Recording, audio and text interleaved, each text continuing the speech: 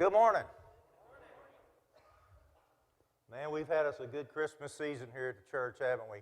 We've lit the candles of hope and peace and joy and love, and today Harper lit the candle of the light of Jesus. And that's what we celebrate, that the light has come to the world, and we celebrate it hopefully all year long. But we've had a great Christmas season this year.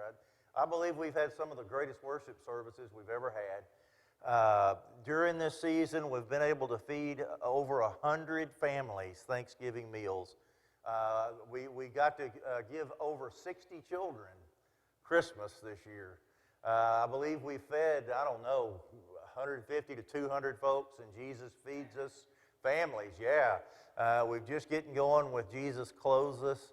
So we've had a wonderful season. Last week I was gone. You know where I was. I was with my military folks, and heard you had just a phenomenal worship service last week. And that's just fantastic. You know, I was looking at a lot of churches changing things, and I thought about, well, we could have service like Saturday night, or we could have done it at 5 o'clock. And I thought, I don't know that I can justify that. If Jesus is going to leave heaven and be born a baby in a straw mat, I'm pretty sure I can show up for church at 10 o'clock on Sunday morning. So I'm glad you're here. I'm glad you're here with your family, and we're all together because we're a family. 1 John chapter 4, John said, "Beloved, love one another." Love one another. Because love is of God. All love comes from God. In fact, John says in 1 John, God is love. Everything he is the description of love. So when you back up into Genesis chapter 1 and you read that first verse of the Bible, which says, in the beginning, God. In the beginning, God. Now you wouldn't translate it this way because it's not the Hebrew word, but the theological thought could be carried over. In the beginning, love. Because God is love. In the beginning, love. Well, what does love do? Well, love designs for the object of its affection. Love creates for the object of its affection. What does it do? It creates a safe place. It creates a loving spot. It creates a place where you're always accepted. It creates a place where you're going to be okay, where you're going to be healed. And that's what God does in Genesis. In the beginning, love. Well, what else does love do? Love acts. It does things. It moves. For those that are on your mind, when you love somebody, you act for their benefit. And we were on God's mind all the way back then, and so he moved. And what is it that love wants to do? Love wants to build a relationship always. Love's always looking for relationship. But the point of God being love, folks, is love originates in God. It doesn't originate with us. It originated in the mind and the heart and the essence of who God is. Our capacity to love comes 100% from God. He placed it in our DNA. It's him. And so when you see a young couple fall in love, that's God. God put that in their hearts. He put that in their souls. And you can boil it down and turn it into endorphins and chemicals and all that stuff if you want to, but God stuck them in there. And so either way, it's God. When you see a couple walk in this church that's been married 50 years holding hands, that's God. God put that eternity in their heart. He put that love. When you remember holding your baby for the very first time? Boy, I do. I walked out, saw y'all carrying these babies.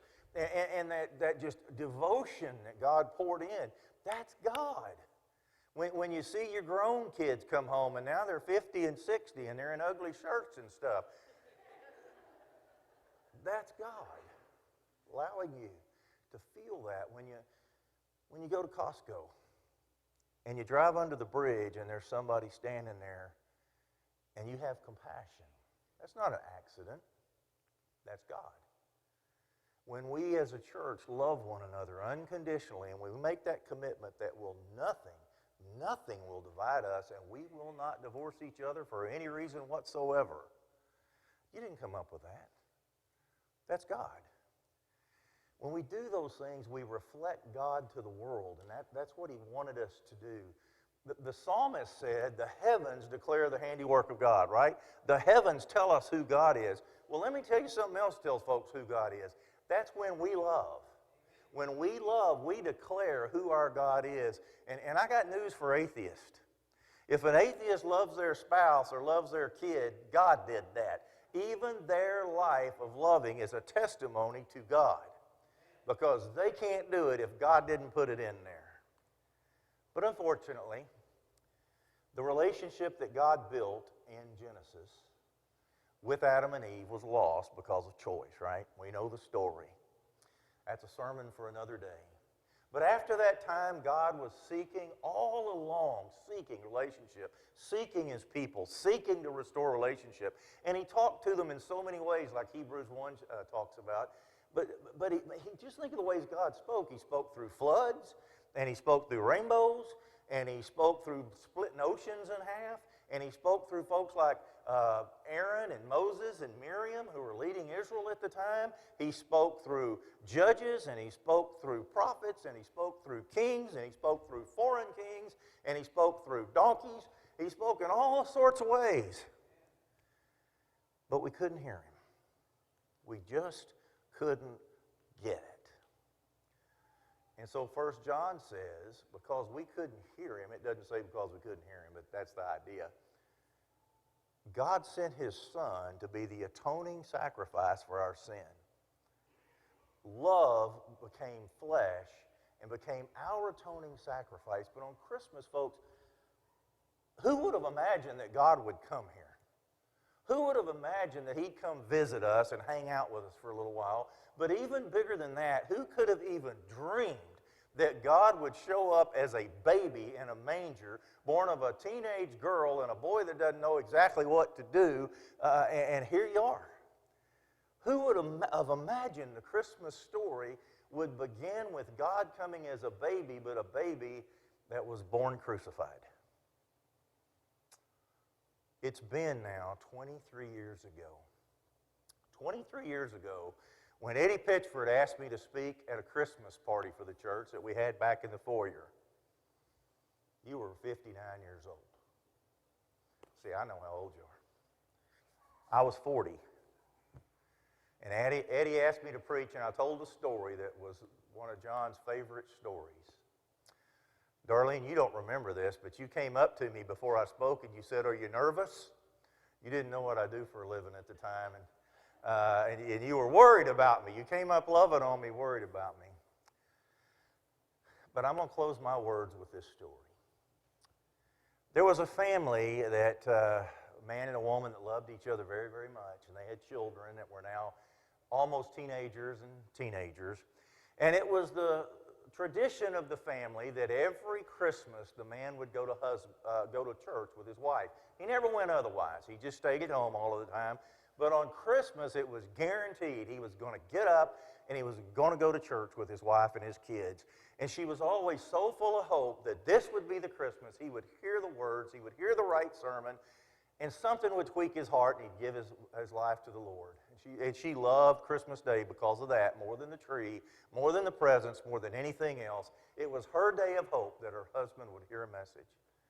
And she got up that day, and it was a Christmas morning, and Christmas was on Sunday, just like today. Cold, cold outside, snow thick on the ground, bitter cold.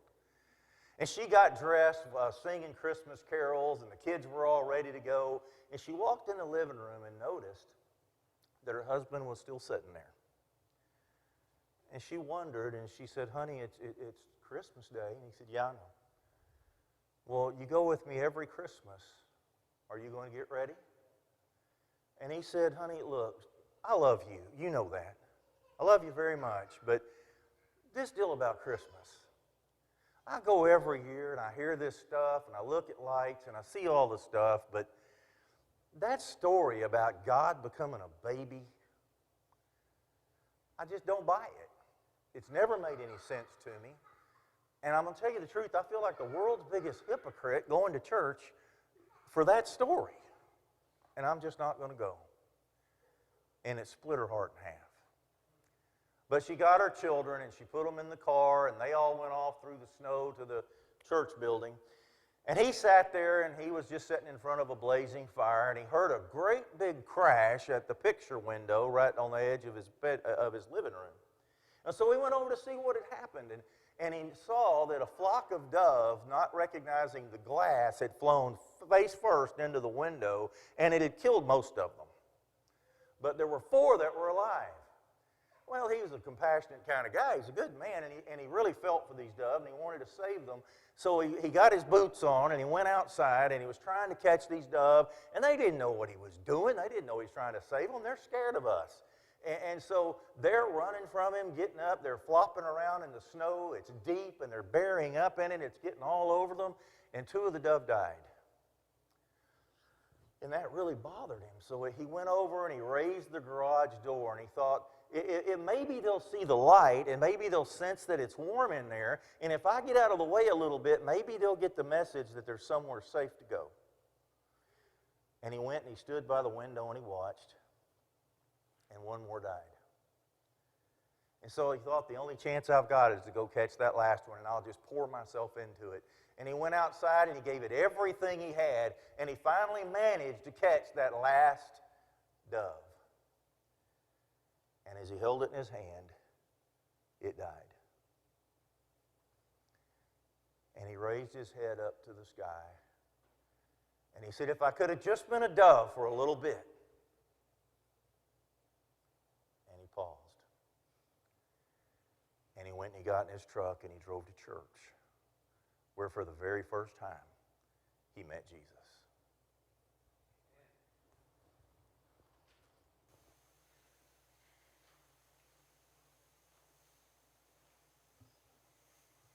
Wow, what a morning, a Christmas morning this has been. Thank you for being here.